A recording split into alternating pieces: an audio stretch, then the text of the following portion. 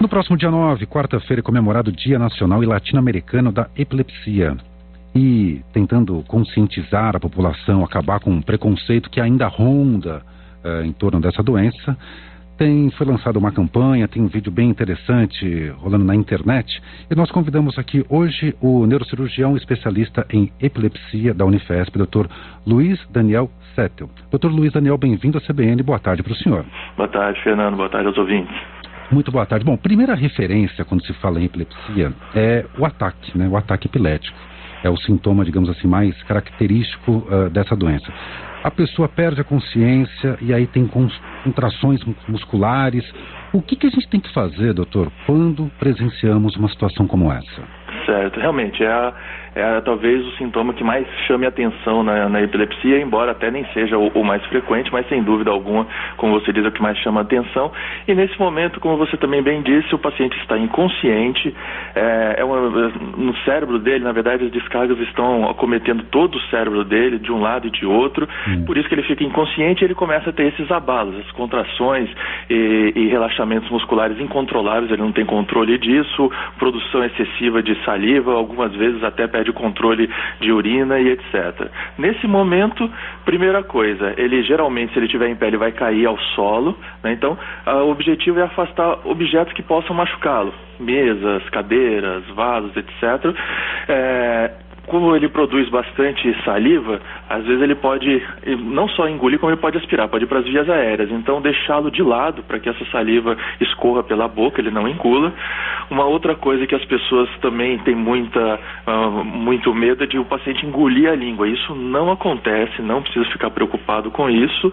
E, principalmente, não colocar objetos na boca, nem o dedo na boca do paciente, porque ele está inconsciente, a contração muscular é muito forte. E pode machucar, né? Pode machucar a boca do paciente, o próprio dedo da pessoa que colocar ali. Lembre-se que nesse momento ele está inconsciente. E esse ataque epilético, felizmente, a grande maioria das vezes ele é autolimitado. Ou seja, depois de poucos minutos, 1, 2, 3 minutos, o paciente ele volta, ele para de ter o ataque e vai acordando aos poucos. E volta ao normal depois. Então coloca-se ali a pessoa um pouco de lado só por causa da saliva e espera. Isso, exatamente, afasta objetos que possam machucá-lo. Entendi. Bom, os sintomas, doutor, são vastos, assim como as causas também. Mas a que devemos ficar atentos? Que sinais no nosso organismo são importantes para ficar atento com relação a essa doença?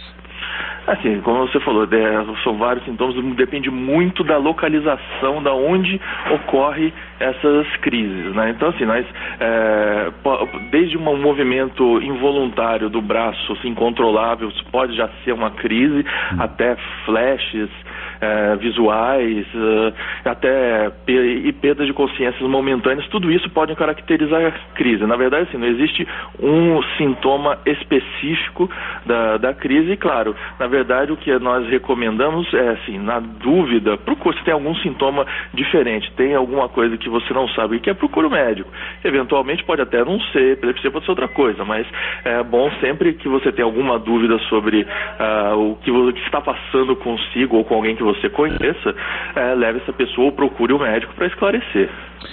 O quanto é eficaz o uso de medicação para esse paciente? Então, as medicações antiepiléticas, elas geralmente controlam em torno de 70% dos pacientes, conseguem controle com uma medicação apenas. Isso, ou seja, a grande maioria.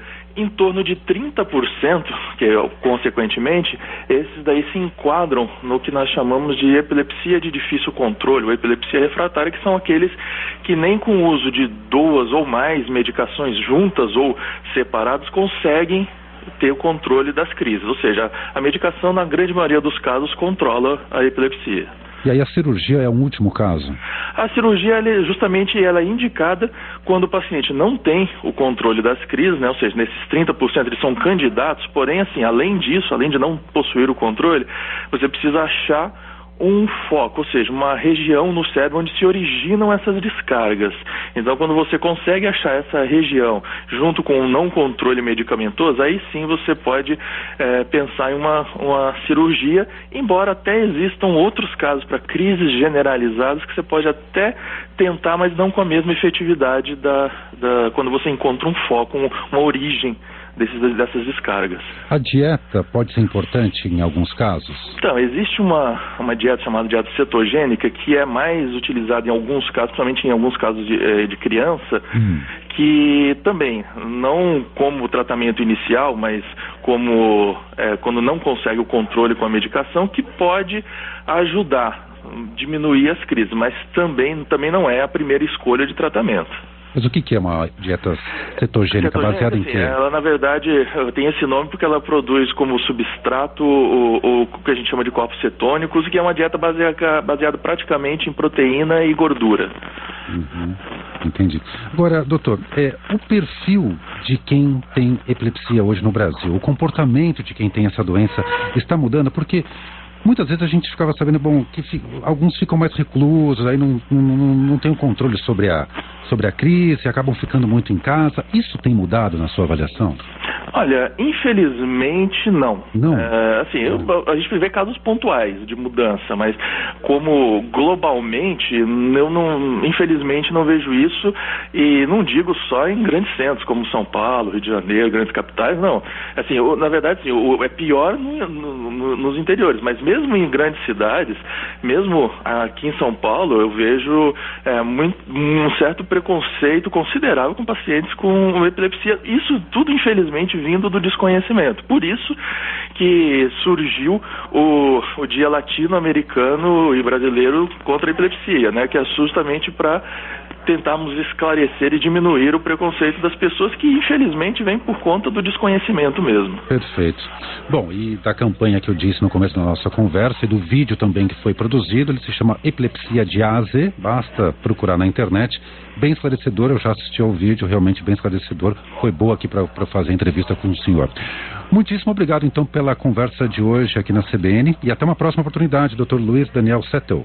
Obrigado, boa tarde a você e aos seus ouvintes. Muito obrigado. O Dr. Luiz Daniel, ele é neurocirurgião especialista em epilepsia.